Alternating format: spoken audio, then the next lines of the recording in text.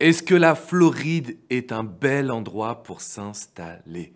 Une nouvelle vidéo les amis pour vous parler un petit peu de mon parcours personnel d'entrepreneur et de coach et bien évidemment pour vous parler de la Floride. Alors vous le savez, en 2014 j'ai voyagé en Floride, je me suis dit c'est l'endroit où j'ai envie d'être. En 2015 j'ai entamé les démarches pour avoir un visa entrepreneur investisseur E2 que j'ai obtenu en 2016. Alors résultat, 6 ans plus tard, est-ce que la Floride est toujours un endroit attractif? Est-ce que je vous recommanderais toujours de venir vous installer? Avant de vous répondre à cette question, je vous invite à mettre un énorme pouce bleu, un gros like à cette vidéo et bien évidemment de pouvoir vous abonner à cette chaîne YouTube. Vous recevrez toutes mes vidéos directement dans votre boîte mail. La réponse est oui, plus que jamais. Pourquoi? On l'a vu avec le Covid, le fait qu'il y ait des changements déjà de consommation et des changements de vie, parce qu'on voit de plus en plus de personnes qui travaillent depuis la maison. Donc, qu'est-ce qui se passe? Ça donne envie d'aller au soleil, ça donne envie de se réveiller dans une région où on peut parfaitement profiter de son quotidien. Et donc, aux États-Unis, ce qui s'est passé, c'est qu'il y a eu un grand boom de 2 États principalement. On a eu la Floride et le Texas. Parce qu'il fait beau, parce qu'au niveau de la taxation, la fiscalité, c'est également plus avantageux. Et le troisième point, Miami a eu un avantage considérable, donc la Floride d'une manière générale, par rapport aux autres. Premièrement, sur le fait qu'ils ont bien géré la crise du Covid. Beaucoup de vaccins, capacité également de pouvoir profiter, pas forcément de passe vaccinal. Donc je vois tous les amis qui voyagent de France vers la Floride se disent « Waouh, c'est le paradis ici ». Le deuxième point, et c'est pour moi le plus important, Miami a lancé la révolution crypto. C'est une ville qui est en avance sur son temps.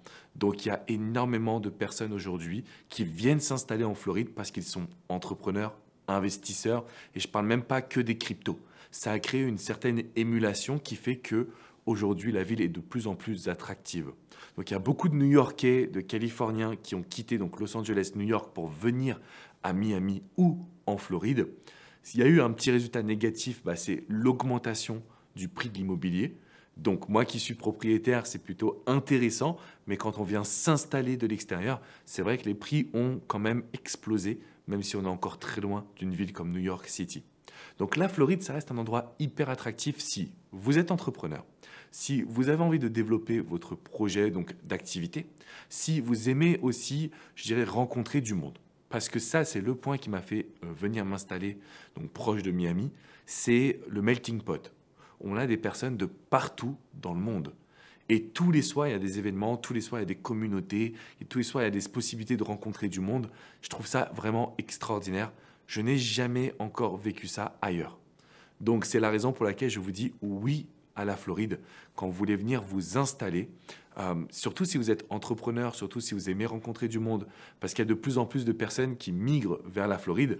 Donc, si vous aimez votre calme, votre tranquillité, c'est peut-être pas l'état ou l'endroit que je vous recommanderais. Si vous êtes entrepreneur, que ce soit sur le web ou pas, que vous avez envie de développer votre projet, que vous avez besoin de motivation, c'est, comme disent les Américains, the place to be. C'est l'endroit où il faut être.